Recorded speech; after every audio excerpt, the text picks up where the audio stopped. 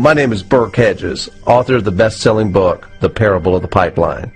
I open my book with a story about Pablo and Bruno, who take two very different paths in their quest for financial independence.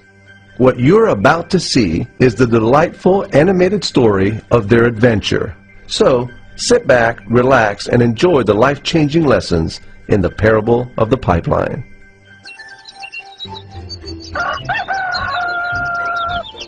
Far away, in a small village, near a beautiful valley, lived two friends, Pablo and Bruno. They were both young and dreamed of a better life for themselves. They'd often discuss their dreams about how they would become the most successful men in the village. They weren't afraid of hard work, and they searched for opportunities to help realize their goals and achieve their dreams. One day, an opportunity presented itself.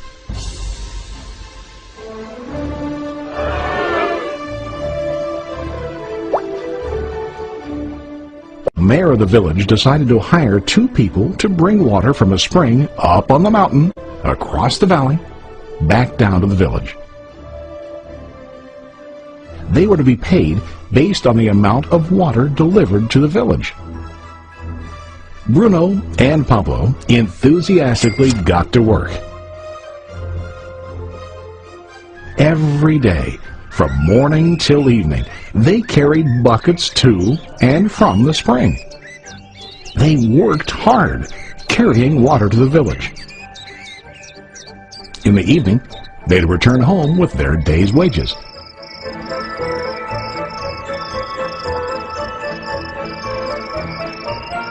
Bruno was satisfied with his work and the money he earned. He was sure that with this work he could achieve his dreams.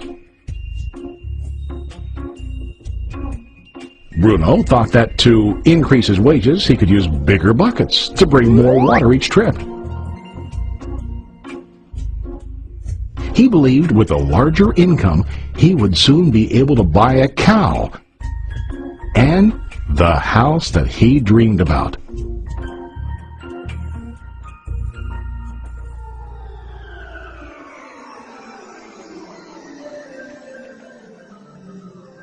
Now Pablo was not satisfied.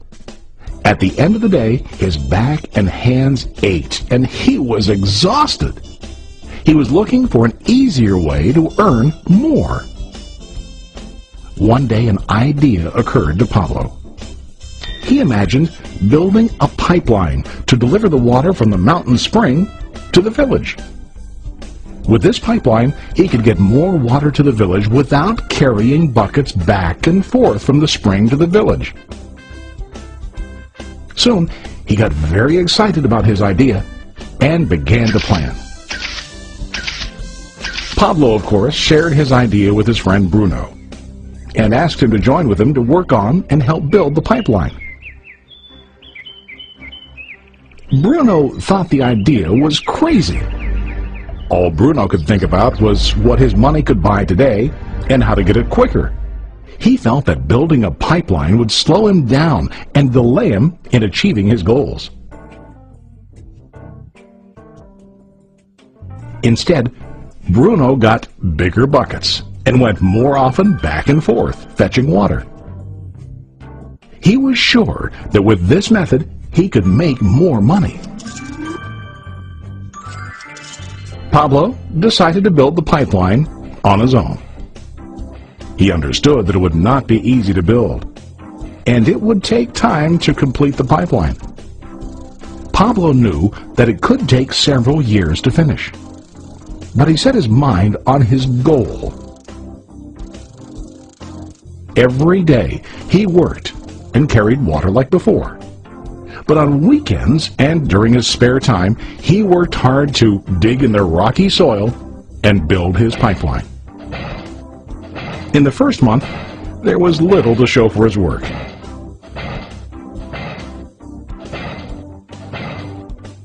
Bruno and the villagers laughed and teased him. They called him Pablo the Pipeline Man. During this time, Bruno's income doubled. He already bought a cow and a bigger house. His lifestyle changed. He now spent time after work in the bar, enjoying his hard-earned wages from delivering water.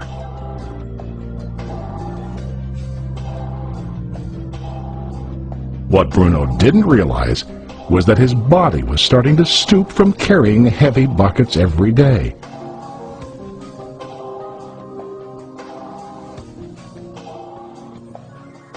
His face looked worn and his body tired.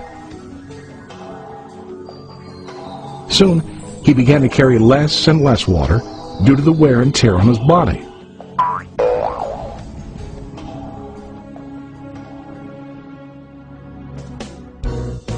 Month after month, Pablo worked.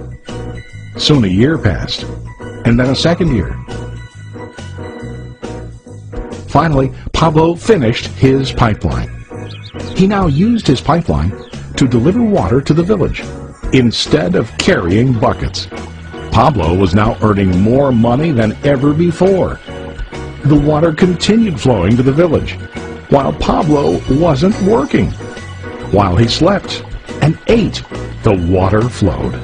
Pablo was happy and proud of his insight, persistence, and hard work. Now his income flowed as long as the water flowed through his pipeline.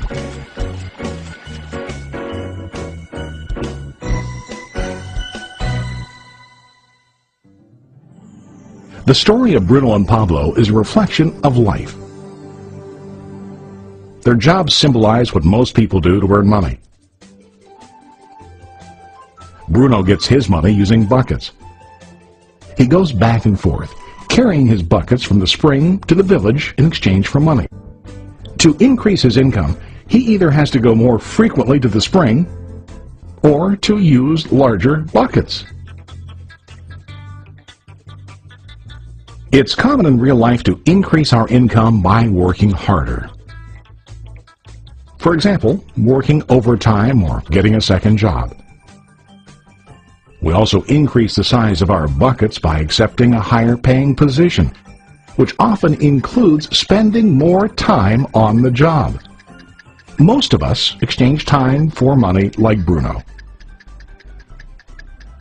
We know that every person has only 24 hours in the day and that it's not possible to use all our time to work.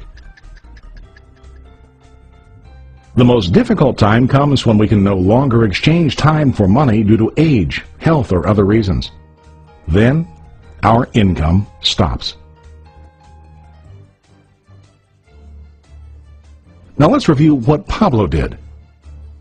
Very wisely, Pablo did not exchange all of his time for limited income, but he used some of his time to build a pipeline.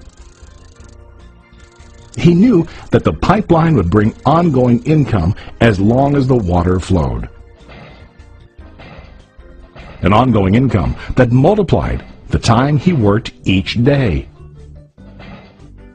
Pablo knew that someday, maybe because of age or health, he would no longer be able to exchange his available time for money. Pablo knew that if he could make his idea of a pipeline work, then he only has to do the hard work of building the pipeline. After the pipeline was completed, Pablo was able to monitor and maintain the flow of water to ensure that his income will continue.